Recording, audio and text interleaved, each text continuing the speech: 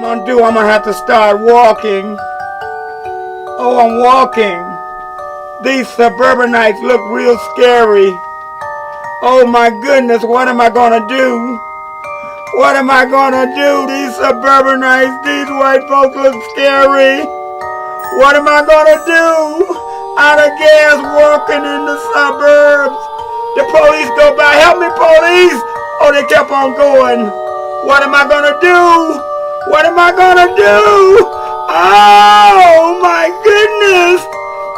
I'm getting scared. I'm running. I'm running. Oh my goodness! Somebody help me! Look like it's gonna be a thriller on McKoy!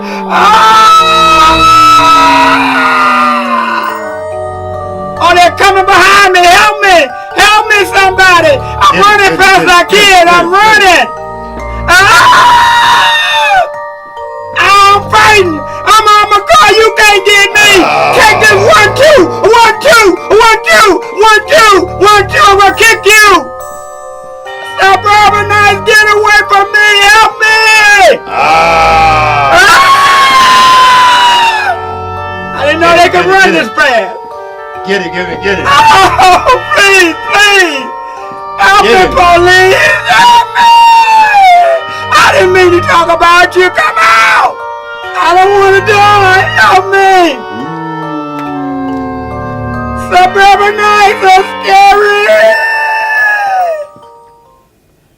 This ain't the politically correct radio station. Just say what it is. Make it plain. Right. No. You need one of those. Tune in to Triple Sound or one of them stations. As I was riding through 105. You know, the first barbershop I had, New York barbershop, was on 105 in Superior, right next to the bank. Old school. Y'all don't know that. This before the riot. When the riots came, my shop was right there on 105 in Euclid when the National Guards came in and took back over that area, the riot area. My barbershop, New York barbershop, was used as a post, as a National Guard post. They took over the barbershop. We couldn't cut no hair. Yes, and the pictures are in my mind. I couldn't cut no hair. Archives got it, man. I was on. Yes, I was doing too much. I ain't. The pictures was live. I'm living this, man. I didn't know that. So anyway, the National Guard come in to New York barbershop right next to the bank. They say, hey, y'all close up now. We using this barbershop as a command post for the National Guard. They used it. The tanks and everything came in. But the story that I'm making is this. Before all that happened, 105 used to be an elaborate, beautiful stores everywhere, restaurants everywhere, man, beautiful. The Jews owned it, and then a lot of black nightclubs and all that was in there. It was beautiful. So what is my point of saying all that? It's saying that you all know that the devastation and the destruction of 105 in that area. Well, just the other day, as I was on my way, real and truly, I wouldn't lie to you on the Sunday, driving to 345 Mailbox Inc. to get me one of the coldest jean suits you ever see, man. Cost me $70. Discount. Man, wait till you see it. But anyway, as I was coming down 105 from past the VA hospital down 105, past Wade Park, man, all of that is built back up. All those great houses that the gangsters and the number of people used to have, black people, they're taken back over through historic renovation. Yeah. White folks got it all. Excuse my language. Suburbanites. I don't like to use that word. White folks. It's too hard. So anyway, I rode down 105 going to 345 Mailbox Incorporated, and I noticed that there was an uplifting on 105, and it brought back the memories of the old days when the barbershop was there. In other words, what I'm trying to tell you is these suburbanites, they're taking back over 105. They're rebuilding it from 105 in Wade Park to 105 in Superior. Look good again. The suburbanites are taking it over. So their goal is to go all the way to the lake. Man, this land that y'all black folks got in between that's lake land. To y'all colored people are too close to the lake. We want all this land back. We got the Cleveland Crank, we got the museum, we got all that. This is good land property. We taking that land back. And so I saw the revitalization before my own eyes of 105. Watch my word. From 105 in Wade Park, 105 in Euclid, 105 in Cedar. No, 105 in Quincy. They took all that. Yes, from 105 in Quincy all the way to the lake. That'll be suburbanite, yuppies, and uppies property, and very few blacks in it. Because what they've done so far, again, just like in East Cleveland, they let the property, the potholes, the crime that I just gave you about it, come up so much. Then they grow the property. Yes, sir. Yes, sir. And pretty soon we'll say, "Hey, I'm getting out of here, man. I can't take all this." And we leave, and guess what happened? The property value go down. Them yuppies and uppies come in there, and they got all this prime land next to a park. So what am I saying to make this story very short? It's a reason that the crime in our community is like it is. It's the reason that these teen killings and guns are like it is. It's a reason for it, and the reason for it is gentrification. Make it go down so low, make it so bad, make them folks run to the suburbs, and when they run to the suburbs, we got all that good lakefront property to ourselves. Man, I'm keeping it too real for you. I'm going to get banned off the radio. I feel it. I'm just too real today. I'm not talking anymore. I'm going. Who's on the phone line? Who's next? Talk to me. Come on, Todd. All right, Sam, Ted, you hear me okay? Step on the hot seat. I knew it. What's up? Come on, fast talk, Todd. I don't need all that introduction. Talk to me. You see I'm on a roll. Talk. They ain't no laughing talk. I wanted to address what you said about, the crime over in the area where you think the gentrification is going on. And it's not because they were trying to bring in the gentrification that the crime exists. It's because the people that commit the crimes. That the crime exists, and the people that live in the area, not all, but some, that provide an area of tolerance for the crime to reoccur and reoccur again. The people that moved into these neighborhoods that had done some gentrification are now residents of the city. They're no longer suburbanites, and they should be treated as people that want to make the city a better place. Period. So gentrification is making the city a better place? To some degree, yes. Absolutely. Is it we're talking about for black people. Is it making the city a better place for black people? Yes, there are black people that moved over in those neighborhoods that artists talked about. We're talking about the people that already lived there. Is it making it a better city for them? I know 2 families of black people that moved over in that neighborhood whose grandparents used to live there. Now what? They don't deserve to be We're there. not talking exceptions. We're talking about the people that are already there. Come on, Todd. What I would like you to do. And no, ain't no like Todd. Todd. Wait a minute. What is gentrification? Gentrification is when a neighborhood that has depleted, it's a neighborhood that has down homes and vacant commercial buildings is brought up to middle class standards by investments from the middle and upper class. And then what happened? Then there's people that move in, they occupy those businesses. All right, and what happened to those? What happened to the poor black folks that was living there? Some get to stay. What? Some do get to stay. And most get what? Well, it depends on whether they're Come on, you politician. Come on, you politician. Come on, you politician. Todd, who's paying you, Todd? Who's on the line? Talk to me. Here's what Steve Harvey said. Steve Harvey said, man, look, it's so easy when I go to those white shows and white audience. All I can say anything and they'll laugh. Yeah. But black people get sensitive. When I go to the hood, you understand, in those clubs, say, man, many times I got booed out, man. And that's what I'm saying. So how am I coordinate this?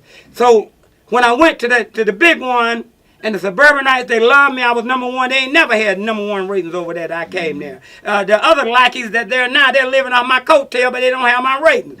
Anyway, Lord have mercy. I came to 1490 WERE. Lord have mercy. They didn't know what good talk radio was on 1490 till I came here. And guess what?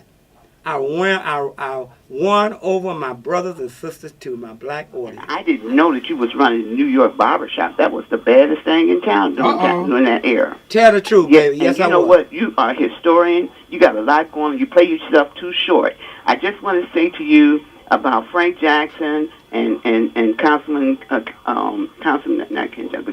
Zach Reed. I just want to say, and they're running from Frank is already mayor. Zach is going to be the next mayor. He will be the next mayor in Cleveland. But I want to say to you that the responsibility of all of this, the safety going on in our city, it goes to our councilmen that paying $90,000 a year.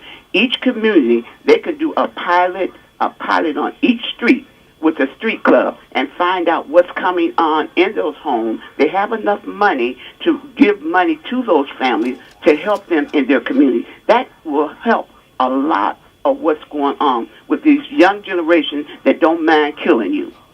Good point. In other words, somebody is trying to put a term limit on these councilmen. So you absolutely, your point is well taken, ma'am, okay? Okay. All right. Thank you so much. You know, stating what gentrification was. Yes, ma'am.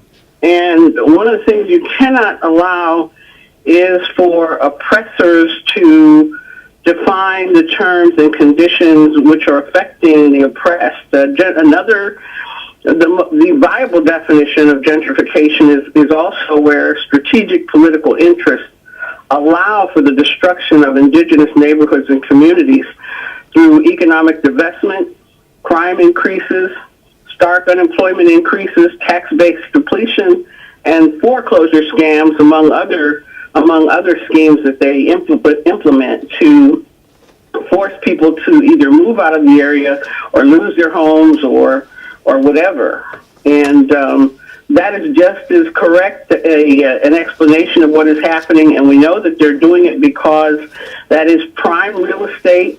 It is 5 minutes from the cultural hub. It's next to all the transportation hubs. It has a completely private or public neighborhood-based school system. It has its own library system, its own city government, and it is in direct proximity to 2 major universities and a world-class health clinic. And you see with all the development that is emerging all up and down Euclid, particularly in University Circle, which will soon have enough people in it to declare its own zip code and be a separate ward from everything else, that the move to acquire East Cleveland property and to take it and to run the rest of the residents out by building, $300,000 and $400,000 vertical condominiums, which are well beyond the affordability of most of the black folk in this community, is going to, as you have stated eloquently, is going to raise the tax base to a level where those